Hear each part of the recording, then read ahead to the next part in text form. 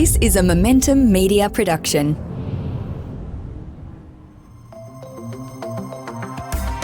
Welcome to the Smart Property Investment Show, the podcast by investors for investors. Hello everyone, welcome back to a brand new episode of the Smart Property Investment Show. And time is flying. I cannot believe that it is already the middle of July. We've had the end of financial year. We are now firmly in the 2025 financial year, and it feels like the time of year that we need to sort of sit back a bit, take stock of what is going on in the market and make sure we are putting our best foot forward for the next 12 months. And to do that, it is an absolute pleasure to be welcoming the Head of Research Australia at CoreLogic, Eliza Owen. Eliza, welcome back to the show.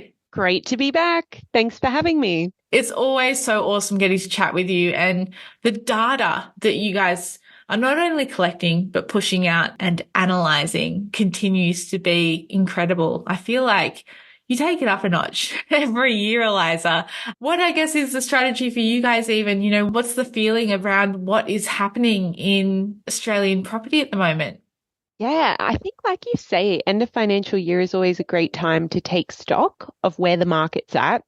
And I guess the big trend that we're seeing in the numbers is the diversity of outcomes and growth results. The fact that over the past year, capital growth rates have been really fanned out across the capital cities. The most fanned out they've been in at least a decade, with increases reaching from 24% across Perth dwellings to a decline of 0.1% in the Hobart market. So definitely mid-sized capital cities like Perth, Adelaide, and Brisbane are not only leading the capital growth trend, but they actually account for about 70% of the uplift in the combined capital cities values at the moment. And that's probably a reflection of high interest rates, limiting the amount of money that people can essentially borrow to buy housing. And so whether it's across the capital cities or within the capital cities, they're targeting cheaper ends of the housing market. Having said that, though, sales volumes are still pretty resilient against the level of supply that's coming to market at a national level. And at that national level, housing values continue to rise. They've been going up for 17 months straight now. So I think it's got a lot of people speculating on when that might change, given economic conditions are starting to soften up now as well. Lots going on at the moment, and I want to unpack some of those forecast predictions a little bit later on in the show, Eliza. But before we do get there, you mentioned that there's lots of different aspects to the property market at the moment. And I feel like that's a real move away from what we saw early COVID 2020, when there was a real national cohesive lift and change in what was going on in the property market. And you said it's the biggest change we've seen in a decade, but it does feel a bit uncharted.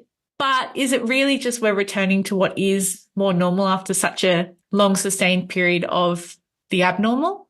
Yeah, I think that's definitely part of it. So if you think about the onset of COVID, nationally, there were these really broad policies around getting interest rates as low as possible, lots of household income stimulus, and that led to a very synchronized boom in the capital city markets, even markets that probably shouldn't have been rising around that time.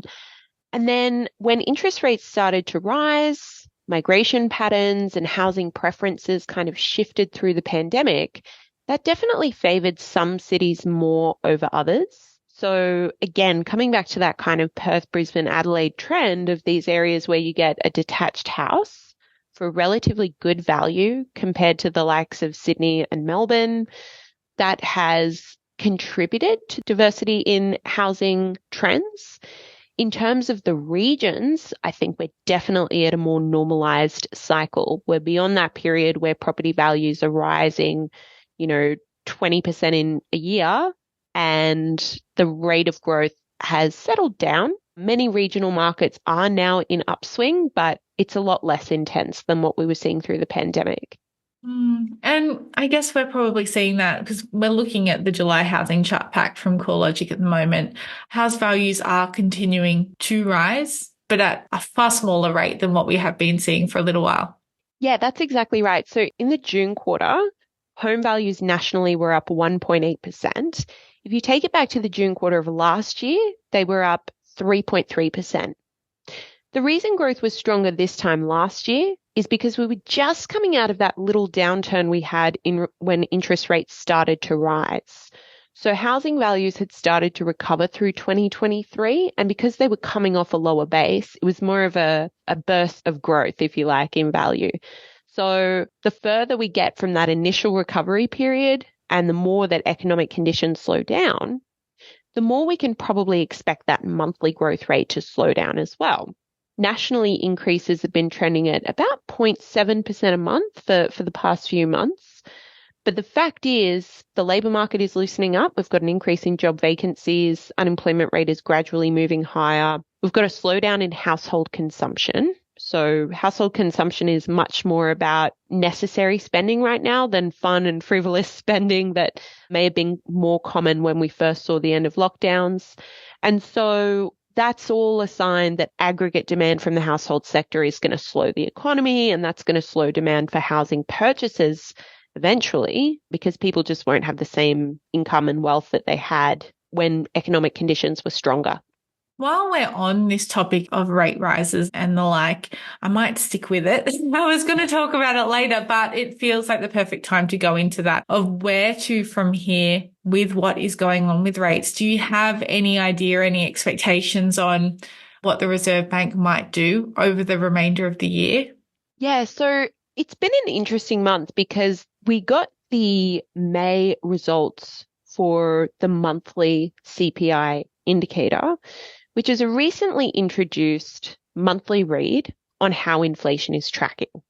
And worryingly, inflation looked to be increasing through that monthly measure, which is exactly what we don't want and is exactly why the RBA have been through such a aggressive rate hiking cycle relative to periods of history, because they're not tolerant of rising inflation right now. The problem is that monthly measure is not a very complete indicator of how inflation is tracking, because in each month, we're not observing the full set of goods and services that are measured when you're looking at inflation. So we rely much more on the comprehensive quarterly data, which doesn't come out until the end of this month. We've also got the labour force survey to come out later in July as well, which will give us a good indicator of whether things are loosening up as well. But even that increase in the monthly indicator, it was enough to spook markets. It was enough to have traders forecasting an increase in the cash rate. Having said that, none of the major banks have changed their forecasts for a lift in the cash rate. The only thing we've really seen change in a lot of economists' forecasts is that the timing of the first rate cut has been pushed further out. Mm-hmm. So ANZ now looking at February, and NAB is forecasting a May rate cut for 2025. But good news for mortgage holders is that that next move is still expected to be a reduction in the cash rate. It will be interesting moving forward. And obviously we end up doing a bit of crystal ball gazing, Eliza, because we can't predict what is coming next. But you have such good data behind you and understanding of how economics works that I'm curious what your expectations are around when these decreases to the cash rate finally do come in. Are you expecting that growth will lift up again, or are we sort of entering a more stable long-term horizon at this point in time? Well, thank you for the kind words, first of all. I have to say, even with all of that economic data and study behind me, I also find it hard to understand where values are going. Mm-hmm. Because traditionally, if interest rates go up, property prices go down and vice versa. But this cycle has been quite different. Property values are actually about 4.5% higher than when the rate hiking cycle started. So what that says to me is that people who are buying at the moment might actually be pricing in expectations of a future cut in the cash rate, because we have such a variable mortgage market now more than ever, with average variable rates generally being cheaper than a long-term fixed rate. So because of that, people might be overpaying a little bit, and that could mean that when we do get a reduction in the cash rate, it doesn't make too much of a difference to the growth rate. Having said that, it would certainly be better for the market than if they're held or increased. So I think that given the economic fundamentals are starting to loosen up, we could be coming into a much softer growth period for our housing market. Good to know. And it is just one of those things, as we say, it's a cycle. There's always going to be ups and there's always going to be downs. And we've had such a great period for such a long time now that it does make sense. That's true. And one of the questions we get a lot is because there's been such a dramatic increase in value across Perth, Brisbane, Adelaide. I mean, these markets have increased 60% in value in the past 4 years. So people ask us about the sustainability of that. And I think it is important to remember that every upswing comes to an end. It could be kind of like what we're seeing across Hobart, where it had this amazing run of growth, and now it's corrected a little bit. It's not gone back to its pre-boom levels, but it is sort of sitting about 12% from its peak back in early 22, and it's just kind of sidelining now. So, I think that could be a good example of what it looks like when one of these smaller capital cities has an extraordinary increase in value and how that moves forward. That market is still highly profitable for people who've been in the market for longer than, 2-3 years, but it's a good thing to keep in perspective for the future. Some amazing insights already. Stick around after the break. Plenty more to hear from Eliza Owen. Hey everyone, welcome back to this episode of Secrets of the Top 100 Agents. I'm joined by the head of Research Australia at CoreLogic, Eliza Owen. Eliza, just before the break, you gave us some great insights into where the market could be headed over the next little while. There's obviously been a lot going on over the last 6 months or so. More supply seems to be tracking through. Values are up. One big thing that I thought was quite interesting was around what was going on in the rental market, which has been long talked about now as the center of the rental crisis, record low vacancy rates across the country. Where are we at now, July 2024? Is there an end in sight for the rental crisis? Yeah, it's been a very slow and painful adjustment, I think, in rent values. So I guess the one more promising trend that we're seeing is a slowdown in the rate of increase. So nationally, home values was still up 8.2% in the past year. The annual rate of growth has slowed from 8.8% a year ago. But where we're seeing a really fast drop-off in rent growth is actually in the capital city unit markets. So across the capital cities, unit rents had increased 15% this time last year. Now the annual growth rate has pretty much halved to 7.5%. The biggest drop-off in growth in unit rents was across the Sydney market. So there we've seen annual growth in unit rents has come down 10%. It's sitting at 7.1% growth over the past year. We've also seen, again, pretty much a halving in the growth rate of the Melbourne unit rents. So from about 15% to 7.5% this year. And Brisbane is the other one where annual growth in unit rents has slowed from about 15%, now at about 8% in the past year. I mean, interesting times. Obviously, this, I am guessing you know a lot more than me, so feel free to tell me that I'm completely wrong, but a lot of that would have come through while those rate hikes were still coming through and people actioning rental increases for their investment properties over that time. Has the slight pause that we've seen over the last 6 months or so had anything to do with that? That's a really good point, actually. I hadn't put too much thought to the impact of interest rates on accelerating rents. They do tend to move together historically. So the pause in the cash rate may help. I think part of it, especially given that the slowdowns are coming in Sydney, Melbourne, Brisbane, is that we have started to see a bit of an adjustment in net overseas migration. As we know, it's at a freakishly high level, but in terms of the quarterly count of net overseas migration to Australia, it did peak in March last year. So it's been easing slightly, obviously still well above average levels, but Sydney, Melbourne, Brisbane are generally your most popular areas of arrival for overseas migrants. So that could be impacting it. And I think also because they're expensive markets, the more that unit values were rising, the less the premium between house and unit rents. So it could be that people are defecting out of the unit market into the house market, creating share houses. And I think there could also be the fact that it's just there's not enough demand to sustain those double-digit increases year after year after year. So that's why the rent growth is slowing. So the bad news is it doesn't mean relief for renters just yet. Values are still rising, they're just not rising as quickly. The good news is that rents are one of the big inputs into measuring inflation. So if CoreLogic is seeing a slowdown in its rental growth metrics, that's usually a leading indicator for what is in the rent component of CPI and could signal that the rent component of CPI will come back down. How far ahead do you guys know the data that you have for the CPI data? We estimate it's a lead lag of about 6 quarters, so a year and a half, which is a long time. But we did start to see our capital city rent growth measure coming down in about March last year. So if that relationship holds up, we would expect to start to see the CPI component come down June quarter, September quarter, and that would be good news because last quarter it did actually reaccelerate. And yeah, it's an important input for CPIs. So maybe I'm grasping at straws for good news stories in the rental market, but it is a sign of hope. One thing that has been talked around in the media a little bit, and you've touched on it briefly, being that it's getting harder for people to justify or afford those double-digit rent increases. The demand is not there for that to occur, which comes into the broader conversation around the affordability ceiling being a real thing.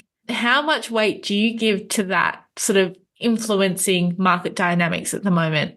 Totally. I think that would definitely be a contributor, especially for renters, because it's not like rent is leveraged. You wouldn't go and get a big loan to pay your rent off a small deposit. So I think coupled with the fact that economic conditions or the cost of living more broadly is becoming higher, that's going to limit the amount that people can divert to rent costs. And even if it doesn't, even if it means that people are spending less on food and entertainment and they're spending more on rents, again, that ultimately means that their gross expenditure would be coming down overall. And again, that contributes to a slowdown in inflation. So no matter where you look at it, whichever way you look at it, this period of, really excruciating increases in rent values is going to gradually come over the hump. And, that will be part of that normalizing inflation story as well. There you go. Plenty more still to come from Eliza Owen. Stick around for another break. See you soon.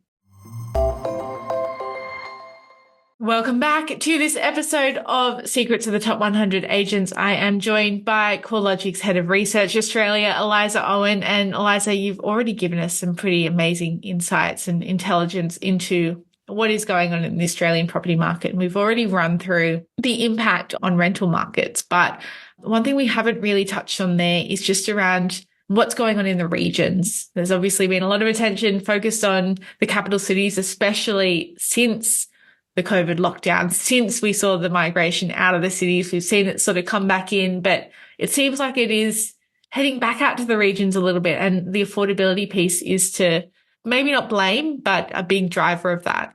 Yeah, you're exactly right. It's almost as if after that big regional boom, both in terms of housing values and migration, things settled down potentially as the capital city markets weren't rising as quickly, but now it's kind of the opposite again. Now that a lot of our capital city markets are on the up, we are seeing a pickup in net migration to regional Australia. That's evident through CBA's Regional Movers Index that they produce with the Regional Australia Institute. So we saw that through the start of 2024.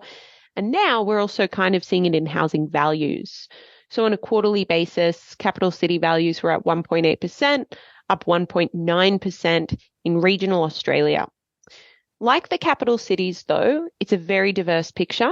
So it really is regional WA, regional SA, and regional Queensland that are leading growth across the markets. Each of those markets have grown more than 10% in value over the past year.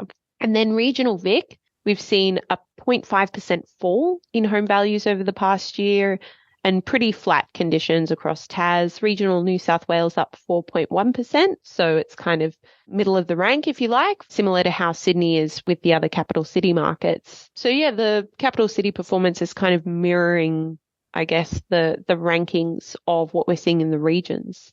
It's pretty crazy. I think even just with the advent of technology, the ease with which people are now able to move around, the social mobility, I guess, that comes with some jobs being remote work, others being flexible, people looking more maybe at commute times and the like.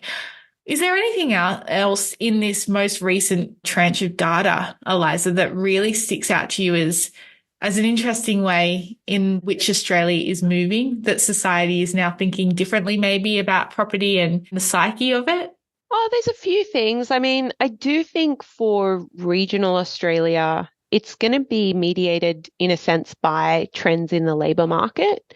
So we've experienced an incredibly tight labour market since we started getting all the monetary and fiscal stimulus coming through the economy, excess demand.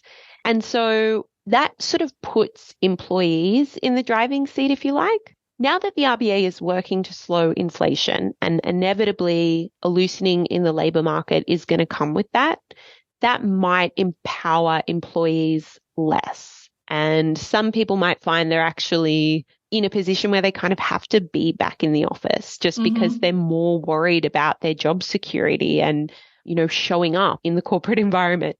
So that could have an effect for regional values as well. Of the markets that are seeing good capital growth performance, it tends to be the major regional centres at the moment, particularly the Sunshine Coast and the Gold Coast, which are not really regional. They're big kind of thriving employment hubs. So that is something I think, it'll be interesting to see the impact on the market going forward.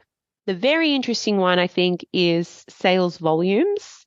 Currently sitting at about 507,000 sales over the past 12 months, which in spite of everything in terms of the weakness that we're seeing in consumer sentiment and income and savings, sales volumes are still sitting well above this historic average of 490,000 sales a year.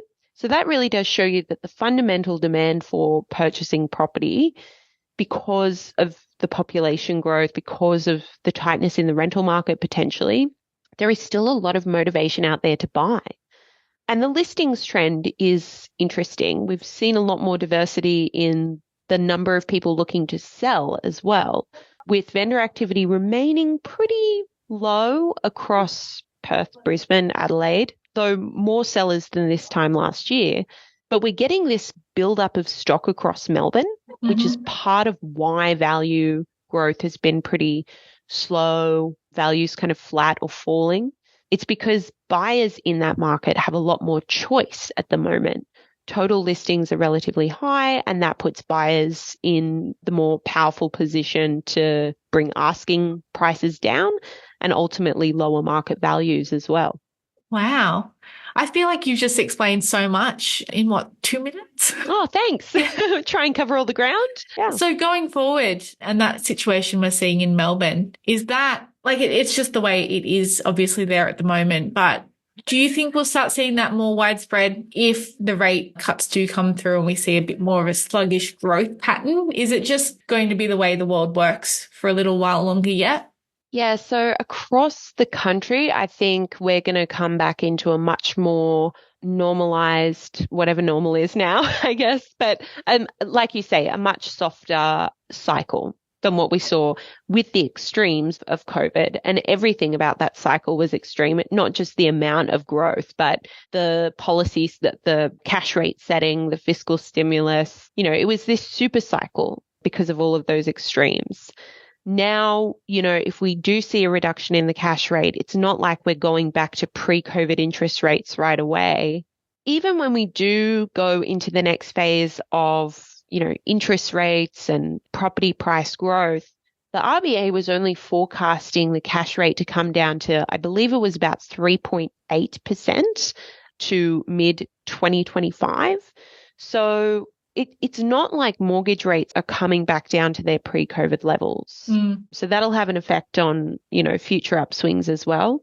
Melbourne could be a little bit different, to be honest, because it's presenting quite good value. And part of that is cyclical. Part of that is oversupply.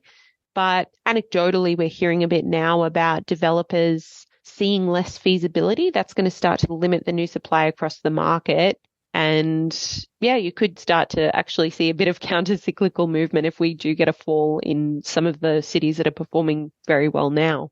I feel like this podcast will be the perfect snapshot in time, some kind of time capsule to then see what happens down the track, because I hold so much weight with everything that you're saying here, Eliza. Thank you so much for sharing your insights with us, for giving us a really well-rounded and grounded view of what's actually going on, because let's face it, there's so much going on in the market at the moment. So Thank you for the time, and I'm already looking forward to our next chat. Oh, thank you. Me too. Great to chat. Thanks everyone for listening along. We hope you enjoyed this episode. Like or review us on whatever platform that you do listen to your podcasts on. And if you have any questions, editor@smartpropertyinvestment.com.au. As always, stay up to date with all the latest on our website and social media, Facebook, LinkedIn, X, and Instagram. Until next time, stay safe and well wherever you're listening from. Bye-bye. The information featured in this podcast is general in nature and does not take into consideration your financial situation or individual needs and should not be relied upon. Before making any investment, insurance, tax, property or financial planning decision, you should consult a licensed professional who can advise whether your decision is appropriate for you. Guests appearing on this podcast may have a commercial relationship with the companies mentioned. Feeling trapped by rising interest payments? Escape from mortgage prison with expert refinancing assistance from Finny. We have helped hundreds of borrowers break free from higher loan repayments by finding a more suitable loan. Our expert team can quickly assess your situation, and if there's a better lender available, we'll find it fast. Don't delay. Call today. Speak to a Finny mortgage specialist on 02 8866 2444 or visit our website at www.finny.com.au.